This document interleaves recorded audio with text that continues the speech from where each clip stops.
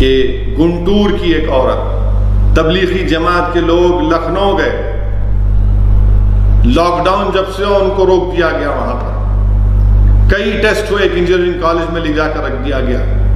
وہ ہماری بہن حاملہ تھی لکھنؤ میں، گنٹور کی ہماری بہن جس کا نام رضوانہ ہے۔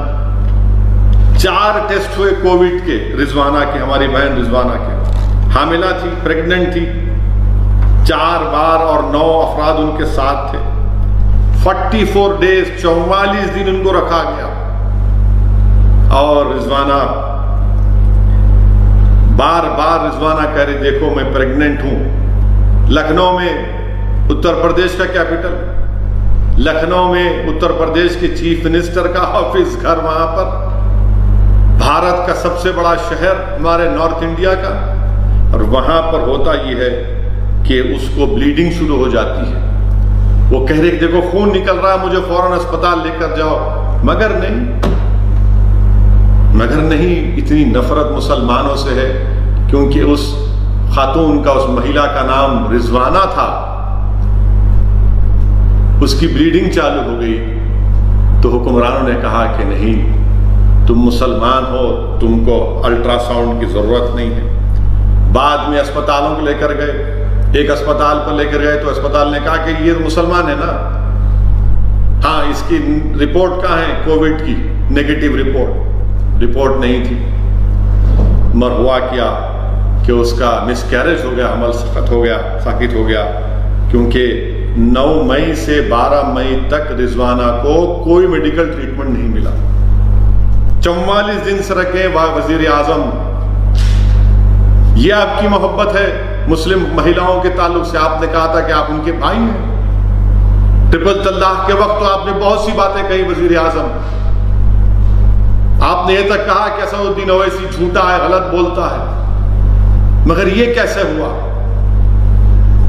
رضوانہ کی 9 مئی سے اتر پردیش کے کیپٹل میں کون ذمہ دار ہے اس کے مس کیریج کا؟ کیا گناہ تھا اس ہماری اس بچی کا، اس خاتون کا؟ کیا گناہ کیا تھا اس نے کہ اس کو اپنی ایک جان کھونا پڑا، اپنی اولاد؟ کون ذمہ دار ہے اس کا؟ گناہ صرف اس کا اتنا تھا کہ مسلمان تھی، یہی گناہ تھا اس کا، اور وہ اپنی مس کیریج ہو گیا۔ اتر پردیش کے کیپٹل میں 9 مئی سے 3 دن تک ایک ڈاکٹر نہیں ملتا۔ کون سا ایڈمنسٹریشن چل رہا ہے اتر پردیش میں؟ افسوس کی بات ہے میرے بھائی، اب معلوم ہوا کہ اس بچی کے مس کیریج کے بعد آج اس کو اجازت ملی جانے کی۔ میں شکر گزار ہوں وہ کوئنٹ ویب سائٹ کے ویب پورٹل کا بھی، جنہوں نے اس نیوز کو کیری کیا اور دنیا کو بتایا کہ جو رضوانہ پر ظلم ہوا۔ پھر جھارکھنڈ کا ایک اور واقعہ لے لیجیے۔ جھارکھنڈ میں ایک اسپتال میں مسلم خاتون تھی اور حاملہ ہے، خون بلیڈنگ شروع ہوئی، تو اسپتال کے لوگوں نے کہا کہ تم اپنا خون صاف کرو۔ کوئی 9 مہینے کی پریگننٹ عورت سے کوئی کہتا ہے کہ زمین پر نیچے بیٹھ کر اپنے خون کو صاف کرو، وہ بیچاری معصوم مسلمان ہے، ڈر ہے، خوف ہے، کوئی پوچھنے والا نہیں، اور وہ نیچے زمین پر بیٹھ کر جب اپنا خون صاف کرتی ہے مس کیریج ہو جاتا ہے۔ میں جھارکھنڈ کے چیف منسٹر سے پوچھنا چاہ رہا ہوں، بتائیے آپ کیا ایکشن لیں گے ان لوگوں کے اوپر؟ میں اتر پردیش کے چیف منسٹر سے جاننا چاہتا ہوں، ٹھیک ہے آپ کو نفرت ہوگی مجھ سے، رہیے، برقرار رکھیں، مگر یہ بھارت کے شہری، اگر آپ کو مسلمانوں سے نفرت ہے تو انسان تو ہے یہ لوگ، کون اس کا جواب دے گا؟ کیا اہمیت ہے ان کی جانوں کی؟ کہ ہمارے ملک میں 122 لوگ مر گئے، مائیگرنٹ لیبرز، ان کا کوئی حساب کتاب دے گا؟ کون ذمہ دار ہے اس کا؟ بتائیے نا۔ ٹیررسٹ افینس کچھ ہوگا تو ہم پورے دیش کو اٹھا لیتے ہیں، اور اٹھانا بھی چاہیے، مگر یہ ہمارے بھارت کے لوگ کس کی وجہ سے مر رہے ہیں؟ کون ذمہ دار ہے اس کا؟ جو صبح شام میں 6 بجے سے 8 بجے 9 بجے جو ٹی وی کے چینل پر بیٹھ کر اینکرز جو بڑی بڑی گفتگو کرتے ہیں، بڑا بڑا گیان دیتے ہیں، بڑے بڑے مورلز بات کرتے ہیں، سب کو جھوٹ سب کو سچ کا سرٹیفکیٹ بانٹتے ہیں، پوچھئے نا کبھی آپ اپنے ایڈیٹر سے پوچھئے کہ ان 122 مرنے والوں کا ذمہ دار کون ہے؟ رضوانہ کے مس کیریج کا ذمہ دار کون ہے؟ جھارکھنڈ کی وہ مسلم بچی کا جو مس کیریج ہوا اس کا ذمہ دار کون ہے؟ خودکشی کر رہے ہیں، راتوں میں جا رہے ہیں ہمارے مائیگرنٹ لیبر لوگ، ٹکر مار کر چلے جا رہے ہیں، کون ذمہ دار ہے اس کا؟ میرے بھائی، میرے عزیز دوستوں اور بزرگوں، جھارکھنڈ کی ہماری اس مہیلا کا نام رضوانہ خاتون تھا، رضوانہ خاتون۔ آپ بتائیے، بلکہ اس کو مارا گیا، رضوانہ خاتون کو پیٹا گیا دواخانے میں۔ کیا حکومت ہے جھارکھنڈ کی کہ ایک اسپتال میں مارتے ہیں کسی پریگننٹ عورت کو، پیٹتے ہیں، اس کو گالی دیتے ہیں؟ یہ غلط ہے، یہ بالکل غلط ہے میرے عزیز دوستوں اور بزرگوں۔ پھر گجرات میں تو ختم ہی نہیں ہوتا، ظلم کی داستان ہمیشہ چلتے رہی تھی گجرات میں۔ گجرات کی پولیس مسلم گھروں میں افطار کے ٹائم پر گھس کر ایک عورت کو مارا اور پیٹا، اور لکڑیوں سے اس عورت کو مارا پولیس والوں نے۔ بڑی بہادر ہیں آپ لوگ ماشاءاللہ، ایک مہیلا پر لاٹھیاں برساتے ہیں، اور پھر وہ بھی حاملہ تھی، اور اس مہیلا کے ایک بچہ جو اپاہج ہے، وکلانگ ہے، ڈسیبل ہے، اس کو ہی مارے آپ۔ ایک 62 ایئر اولڈ آدمی ہے، اس کو ہی مار دیا، اس کو پیٹے۔ کیا بہادری آپ کی! اور پھر یہ جو ہمارا مائیگرنٹ لیبرز جا رہے ہیں، ایک ہماری بہن جو مہاراشٹرا سے مدھیہ پردیش کی طرف نکلی تھی، وہ حاملہ تھی، پریگننٹ تھی، وہ اسی سفر میں ایک بچے کو پیدا کرتی ہے، اور پھر اس کے چند گھنٹوں کے بعد پھر اس معصوم بچے کو لے کر پیدل چلتی جاتی ہے۔ وزیر اعظم، میں آپ سے پوچھنا چاہ رہا ہوں، یہ واقعات ہو رہے ہیں، آپ کے اعلانات ٹی وی پر، آپ کے اعلانات آپ کے چاہنے والوں کے دلوں کو خوش کر رہے ہیں، مگر ان غریبوں کو اس سے کیا فائدہ پہنچ رہا ہے؟ کون سا فائدہ پہنچ رہا ہے بتائیے آپ؟ اور پھر ہمارے وہ وعدہ جو تھا، وہ وعدہ پورا نہیں ہوا۔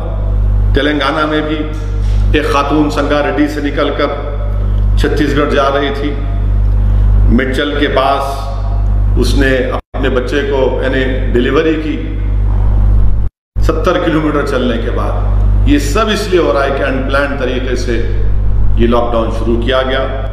ان کا بھی ذکر کرنا یہ بہت نہایت ضروری تھا، اور انشاءاللہ تعالی ہم رمضان کے تاخراتوں میں آ چکے ہیں۔ میری آپ تمام سے گزارش ہے، عزیزان ملت سے، میری زدہ اور ماں اور بہنوں سے، کہ رحمت کا دہا ہو گیا، مغفرت کا دہا ختم ہو گیا، اب جہنم سے نجات کا دہا شروع ہو رہا ہے۔ مجھے نہیں معلوم کہ اسد الدین اویسی پر رحمت پوری ہوئی نہیں ہوئی، مجھے امید ہے کہ اللہ اپنے حبیب کے صدقے میں اس کو پورا کرے گا۔ مجھے نہیں معلوم کہ میری مغفرت ہوئی یا نہیں ہوئی ہے، مگر اللہ ہم کو زندہ رکھا ہے۔ اس آخری دہے میں ہم کثرت سے اللہ سے بھیک مانگیں کہ اللہ ہم تمام کو جہنم سے نجات دے۔ ہم کثرت سے اللہ سے بھیک مانگیں کہ ان تاخراتوں میں ہم کو حکم دیا گیا، اللہ کے رسول صلی اللہ علیہ وسلم نے فرمایا کہ ہم لیلۃ القدر کو تلاش کریں، شب قدر کو تلاش کریں، جس میں عبادت کرنا 1000 مہینوں سے بہتر ہے۔ حدیث شریف میں آیا کہ 21 کی شب، 23 کی شب، 25 کی شب، 27ویں کی شب اور 29 کی شب میں لیلۃ القدر کو تلاش کرو۔ میری زدہ اور ماں اور بہنوں، یہ رمضان مبارک کا آخری دہا ہے۔ اللہ کی رحمت جوش میں ہے، اللہ کی رحمت جوش میں ہم تمام کو اللہ سے گر گڑا کر بھیک مانگنا ہے کہ اللہ سارے عالم سے اس وائرس کو ختم کر دے، اللہ اپنے جلال کو اپنے جمال میں تبدیل کر دے۔ اللہ سبحانہ و تعالیٰ اس ماہ مبارک میں جہاں پر اس کی رحمت جوش میں ہے، اللہ ہم تمام کے گناہوں کو معاف فرما دے، اللہ ہم تمام کو اس وائرس سے چھٹکارا دلا دے۔ اللہ سبحانہ و تعالیٰ نبی کریم صلی اللہ علیہ وسلم کے صدقے طفیل میں اللہ سبحانہ و تعالیٰ ہم تمام کہ رشتہ دار، دوست، احباب جو بیمار ہیں کووڈ کی وجہ سے، اللہ ان کو شفا دے دے۔ جو بیمار ہیں کووڈ سے، اللہ ان کو شفا دے دے۔ جو دیگر امراض میں بھی بیمار ہیں، اللہ ان کو شفا دے دے۔ خوب دعا کریے ان لوگوں کے لیے جن کو اللہ نے توفیق دی ہے ایسے وقت میں، جو اپنا وقت، اپنی دولت کو استعمال کر کے غریب اور مظلوم عوام کو کھانا پہنچا رہے ہیں۔ اللہ سبحانہ و تعالیٰ ان کو اور توفیق دے۔ اللہ سبحانہ و تعالیٰ ان تمام کو صحت دے۔ اللہ سبحانہ و تعالیٰ ان تمام کو ان کے بلایات سے، ان کی مشکلات سے، ان کو حکومت کے ظلم سے اللہ سبحانہ و تعالیٰ ان کو آزاد کر دے۔ یہ اللہ کی رحمت، اللہ کی رحمت جوش میں ہے میری عزتدار ماں اور بہنوں، میرے نوجوان ساتھیوں۔ اگر تم ابھی بھی غفلت کا شکار ہو، آؤ، ابھی 10 دن باقی ہیں۔ اللہ کی رحمت ہم تمام کو تلاش کر رہی ہے۔ ہم کثرت سے اللہ سے دعا کریں کہ ہمارے وطن عزیز بھارت سے اللہ اس وائرس کا خاتمہ کر دے۔ اللہ مالیگاؤں کی سرزمین میں جو غریب اس وائرس کا شکار ہیں، اللہ کن فیکون فرما دے، اور اللہ اس وائرس کا خاتمہ نہ صرف مالیگاؤں، مہاراشٹرا، بلکہ پورے بھارت سے، پوری دنیا سے اللہ سبحانہ و تعالیٰ اپنے فضل اور کرم سے اس وائرس کا خاتمہ کر دے۔ اللہ سبحانہ و تعالیٰ غریب اور مظلوم عوام کو کھانا پہنچا دے۔ اللہ ہم کو توفیق دے، دولت مندوں کو توفیق دے، ہم جیسے لوگوں کو، کہ ہم ان غریبوں کی، ان مستحقین کی مدد فرمائے۔ اللہ سبحانہ و تعالیٰ سے دعا کریے کہ ہم اس وائرس میں، دلی کے فسادات میں، جو لوگ جن کے گھر جل گئے، جن کے کاروبار جل گئے، جو آج بے روزگار ہیں، جو آج بے گھر ہو چکے ہیں، جن کے سروں کے اوپر چھت نہیں ہے، وہ آج لوگوں سے بھیک مانگ مانگ کر دلی کے مختلف مقامات پر کبھی 4 دن کبھی 5 دن رہ رہے ہیں۔ اللہ غیب سے ان کی مدد فرمائے۔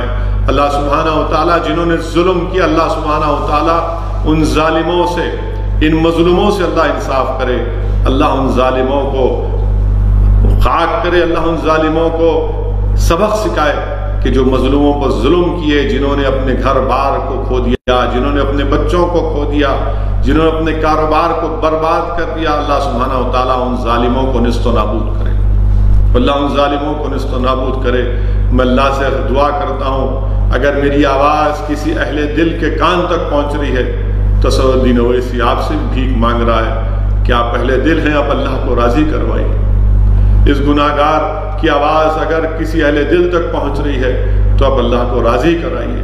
اگر اس گناہگار کی آواز کوئی خطب وقت اور ابدال تک پہنچ رہی ہے، کسی اللہ کے ولی تک پہنچ رہی ہے، تو یہ گناہگار آپ سے التجا کر رہا ہے کہ رب کریم کو آپ راضی کروائیے کہ وقت کے نمرود اور فرعون اقتدار کی کرسیوں پر ہیں، ابو جہل، ابو لہب کے ساتھی اقتدار پر ہیں۔